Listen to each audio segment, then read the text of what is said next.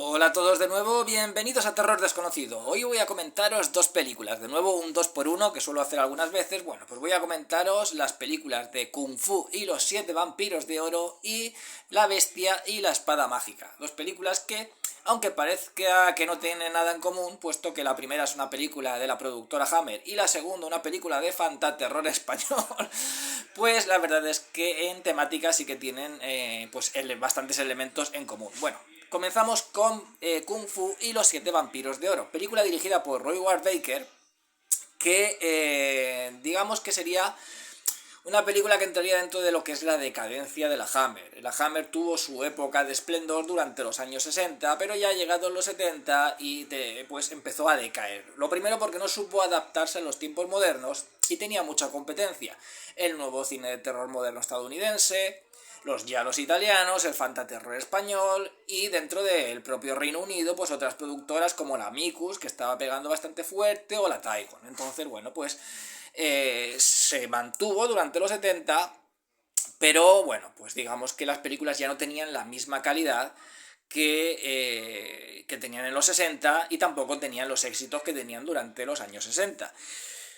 Aquí intentaron pues hacer una fórmula diferente, porque claro, cuando ves que no estás teniendo muchos éxitos, intentas adaptarte a los tiempos modernos. Por eso en los 70 la Hammer pues intentó adaptarse un poco pues a lo que estaban haciendo los estadounidenses o lo que se hacía en Europa, en Italia o en España. Es decir, si ellos empezaron con todo el tema este de la violencia, la sangre, el erotismo en sus películas, era como que en los 70 eso se promovió aún más, lo aumentaron. ¿Por qué? Porque se aumentó en Italia, se aumentó en España, se aumentó en Estados Unidos, y entonces pues los ingleses dijeron, bueno, habrá que aumentar aquí. Entonces durante los 70 pues decidieron, dentro de seguir una pauta de cine de terror gótico, que digamos que lo que hizo que se estancaran un poco y que la cosa fuera para abajo es que no supieron adaptarse a los tiempos modernos. Siempre que intentaban adaptarse a los tiempos modernos, era como que parecían descolocados y se agarraban siempre a lo que sabían hacer, que era ese terror gótico, pero añadiéndole pues más elementos de sangre y más elementos eróticos de los que tenían pues en los 60. O sea, hicieron películas más violentas como más modernas. Pero bueno, la cosa, como digo, no resultó. Así que a veces hacían experimentos, a veces decían, bueno, pues vamos a ver qué es lo que está de moda, a ver si podemos hacerlo, a ver si no. En este caso tenemos una coproducción entre Reino Unido y China, porque se unieron las dos productoras, la productora Hammer y la productora Golden Harvest, que en aquella época, bueno, pues estaba triunfando con películas de artes marciales rodadas en Hong Kong. Es la productora que trabajó con Bruce Lee y después de la muerte de Bruce Lee, bueno, pues también con todos estos imitadores de Bruce Lee y bueno, pues con otros artistas marciales. Entonces, bueno, era una productora que estaba en boga en los años 70 y entonces la Hammer dijo, bueno, ¿ahora qué pasa? Que también está de moda el cine de artes marciales, pues ¿por qué no vamos a hacer una combinación extraña entre película de terror gótico y película de artes marciales? No una coproducción con una productora que tiene ahora algo más de peso y que puede llamar la atención del público, tanto aquel que va a ver una película de terror como aquel que va a ver una película por de artes marciales, aventuras. Era como una mezcolanza que hicieron un poco extraña, pero qué bueno que al final pensaban que a lo mejor podía resultar o por lo menos ser atrayente lo que es para el público. Entonces, bueno, pues salió esta película que fue la última de la saga de películas de la saga Drácula que hizo la Hammer. Yo tengo comentada en el canal, hace ya mucho tiempo comenté la saga de Drácula de la Hammer. Pero no comenté esta película, porque me parece, aparte de que me parece muy mala película, era como que no tiene nada mucho que ver con la saga de Drácula, ¿no? Era como que estaba muy separada de lo que es la saga de Drácula. Pero sí que forma parte de las películas de la saga de Drácula. Esta no hace de Drácula Christopher Lee, que ya, bueno, pues estaba cansado del personaje de volver una y otra vez. La última película que hizo como el personaje de Drácula en la Hammer fue la de los ritos satánicos de Drácula. Yo comenté hasta ahí, hasta los ritos satánicos de Drácula. Pero bueno, como querían seguir estirando el chicle, pues dijeron, bueno, pues si no tenemos a Christopher Lee, no tenemos al conde Drácula, pues vamos a utilizar al otro gran personaje, a Van Helsing, a Peter Cushing, que lo habían rescatado para las dos últimas películas. Es decir, Peter Cushing apareció en los horror de Drácula, la primera película de Drácula que hizo la Hammer, dirigida por Terence Fisher. Luego, como Christopher Lee no quiso volver al personaje, pues entonces tomaron a Peter Cushing, a Van Helsing, al personaje de Van Helsing, e hicieron una historia que fue la de las novias de Drácula, también dirigida por Terence Fisher. Hicieron una historia que no tenía nada que ver con Drácula, pero bueno, ahí estaba Van Helsing y tal, y una especie de seguidor de Drácula, que también era un vampiro, en fin. Y ya no volvió el conde Drácula hasta Drácula, príncipe de las tinieblas, que fue la última que dirigió Terence Fisher de esta saga de Drácula. Y a partir de ahí, que Christopher Lee no quería repetir con el personaje del conde Drácula, por eso tardaron tanto en volver a convencerlo para protagonizarlo, pero a partir de ahí, pues se ve que empezaron a pagarle bien, y lo hizo una y otra vez, pero al final ya se cansó y dijo, hasta aquí hemos llegado. Y fue la de los ritos satánicos de Drácula, la última que hizo. Pero claro, como habían rescatado el personaje de Van Helsing en Drácula 73 y también en los ritos satánicos de Drácula, pues dijeron, ¿por qué no vamos a hacer lo mismo que hicimos con las novias de Drácula? Vamos a utilizar el personaje de Van Helsing, a Peter Cushing. Y se les ocurrió hacer esta mezcolanza. Bueno, pues la película trata sobre una especie de un tipo, ¿no? En China se supone que hay un clan de vampiros que le llaman los 7 vampiros de oro. Y el vigilante de este clan de vampiros, que asola un pequeño pueblo, pues se dirige hacia los Cárpatos a pedir ayuda al conde Drácula, que es el príncipe de las tinieblas, es el rey de los vampiros, el vampiro número 1, pues les pide ayuda un poco como consejero, un poco como que sea su líder. Entonces, se lleva al conde Drácula a China y es un poco, lo quiere hacer como líder de ese culto de vampiros que le llaman los 7 vampiros de oro, ¿no? Son vampiros chinos que hacen artes marciales y tal.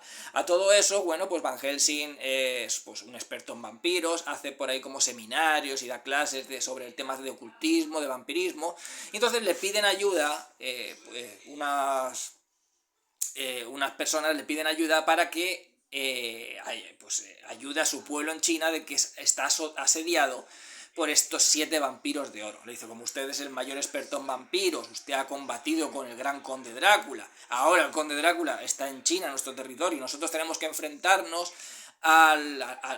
también a vampiros, pues usted es el que mejor puede ayudarnos a deshacernos de estos vampiros.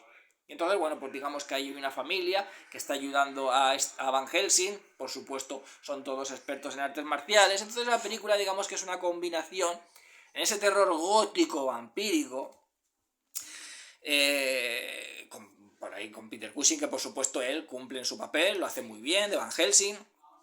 Y luego por otro lado tenemos el tema, pues aventuras, en esos poblados, cuando se dirigen al poblado este que está asediado por estos 7 vampiros de oro, y todo el tema de artes marciales, coreografías de artes marciales y tal y cual. La película es mala, porque es mala. Las cosas como son, no es buena, ya fue el último reducto que se hizo ahí para ver si salvaban un poco a lo que es la saga de Drácula. La productora Hammer, que ya estaba pegando trompicones, no sabía ya ni qué hacer. Pues vamos a unirnos con la Golden Harvest y hacemos aquí una unión de película de terror vampírico con película de artes marciales y tal. Y es mala. Ahora bien, es distraída, las cosas como son, es distraída. Entonces, bueno, pues es extraña y la verdad es que es curiosa. Porque estás viendo una película, rollo vampiro, y de repente lo mezclan con temas de artes marciales, ves vampiros haciendo artes marciales y tal, y bueno, pues es una cosa rara que te puede distraer, pero la verdad es que no es buena y es la peor de toda la saga. De hecho, que yo cuando comenté la saga de Drácula es que ni la mencioné, ya se me fue de la cabeza como que no pertenecía ni siquiera a la saga. Pero bueno. Y la siguiente película que iba a comentar, que como digo, en realidad no tiene nada que ver, porque estamos aquí hablando de una película de la productora Hammer, con la Golden Harvest y tal igual, y La Bestia y la Espada Mágica, estamos hablando de una película de fantaterror español de principios de los 80, de Paul Naschy. Al principio, ya durante los 70, fue el boom del fantaterror español. Si los 60 fueron el boom de la Hammer, del gótico, el gótico inglés de la Hammer, el gótico italiano de Mario Bava, Riccardo Freda, Antonio Margheriti, o el gótico estadounidense con las películas de Roger Corman del ciclo Poe. Eso era los 60. Y a los 70, pues lo que imperaba era en Italia los giallos, en Estados Unidos, pues ese nuevo cine de terror moderno que surgió a partir de La Noche de los Muertos Vivientes, y en España el denominado fantaterror español, que surgió a partir del éxito de La Marca del Hombre Lobo, de Paul Naschy. Y entonces digamos que el fantaterror español pues era como una mezcla de todo, cogían elementos de terror de la Universal, como hacía Paul Naschy, elementos del cine de la Hammer, elementos del gótico italiano, elementos de los giallos, o te hacían un giallo directamente. Hacían una mezcla extraña con mucho sexo, desnudo, violencia, sangre, todo muy explícito, y crearon pues, como una especie de sello propio que se le denominó fantaterror español, y su década dorada fueron los 70. Ya entrado los 80 pues se intentó mantener con gente como sobre todo Paul Naschy, Jesús Franco, Juan Piquer Simón o José Ramón Larraz. Intentaron pues mantener ese cine de terror que al final poco a poco durante la década de los 80 se fue apagando, y esto fue uno de los intentos que también hizo Paul Naschy de pues que el fantaterror, que el cine de terror en España pues siguiera teniendo ese estatus que tenía la década anterior. Entonces, bueno, pues aquí retomó a su personaje principal, Valdemar Daninsky, ese hombre lobo ibérico, nuestro hombre lobo patrio, y pues hacer una mezcla con el cine de artes marciales y el cine de samuráis de Japón. Por eso la semejanza de una película con otra. Si bien la Hammer cogió como estaba de moda el cine de artes marciales y tal, pues hizo una mezcla de cine de terror vampírico con cine de kung fu, de artes marciales. Pues Paul Naschy quiso hacer lo mismo, pero con el cine de samuráis, con el cine de ninjas también, que en los 80 también estaba muy de moda el tema de los ninjas. Todo con el terror licantrópico de Valdemar Daninsky. Pero querían sacarlo un poco digamos, de la monotonía, un poco de lo que siempre estábamos viendo repetidamente una y otra vez en cada una de las películas que se hacían de Valdemar Daninsky. Ya lo hizo con La Maldición de la Bestia, que era una película de aventuras, en el que enfrentaba pues, al hombre lobo con el abominable hombre de las nieves. Pues también hizo un pequeño intento Leon Klimovsky con el Dr. Jekyll y el hombre lobo, un poco mezclando a los dos personajes, y aquí dice, bueno, pues vamos a ver si logro resurgir la franquicia, resucitar la franquicia después del fracaso que tuvo El Retorno del Hombre Lobo, que era un remake de La Noche de Walpurgis, que fue la película más exitosa de su saga de Valdemar Daninsky. Entonces, bueno, pues decidió mezclarla con ese cine japonés, ninjas, samuráis, que estaba de moda, terror, artes marciales, mezclarlo todo. También es porque la película es una coproducción con Japón. O sea, la película es una coproducción, está rodada en Japón, entonces también el Carnaval de las Bestias fue una coproducción con Japón. Paul Naschy, digamos que trabajó, incluso hizo un documental en Japón y tal. Entonces trabajó en bastantes ocasiones con japoneses, y entonces, bueno, pues qué mejor, si estoy trabajando es una coproducción japonesa, estamos rodando en Japón, pues que hacer una película que tenga elementos de la cultura japonesa. Entonces, bueno, pues la película comienza, como siempre, en la Edad Media, un antepasado de Valdemar Daninsky, digamos que derrota en un duelo a otro caballero que antes de morir le echa una maldición a él y a todos sus familiares. Entonces, digamos que en el siglo XIX, el último descendiente de este caballero, que es Valdemar Daninsky, tiene esa maldición de su familia, en la cual todos son hombres lobo, todos tienen la maldición de la estrella era la estrella de 5 puntas.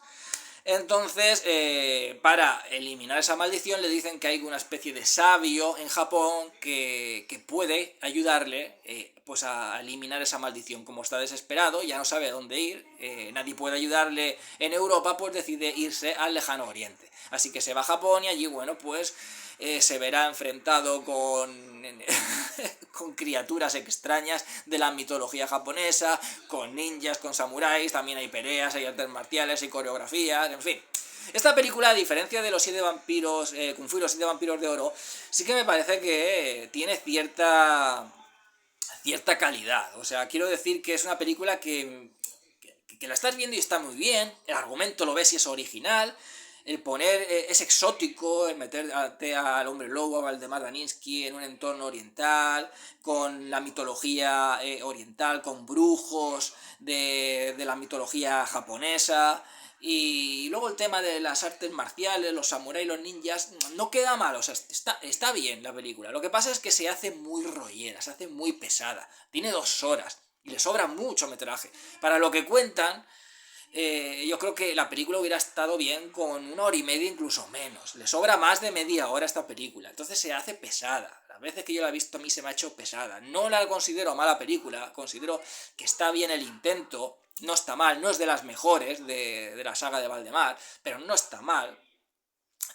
La estás viendo y dices, joder, pues es interesante, el entorno es exótico, es todo pues como una mezcla entre la cultura japonesa, la mitología japonesa con la mitología europea, pero a medida que pasa el tiempo se va enrollando, y parece que no termina. Yo la primera vez que la vi digo, hostia, esto no acaba. Llegó un momento en que se me estaba haciendo bola la película y no acaba. Hay películas que necesitan tiempo para explicarte de qué va la película, para que entres en la película, necesitan tiempo y no te cansas, dure 2, dure 3 horas.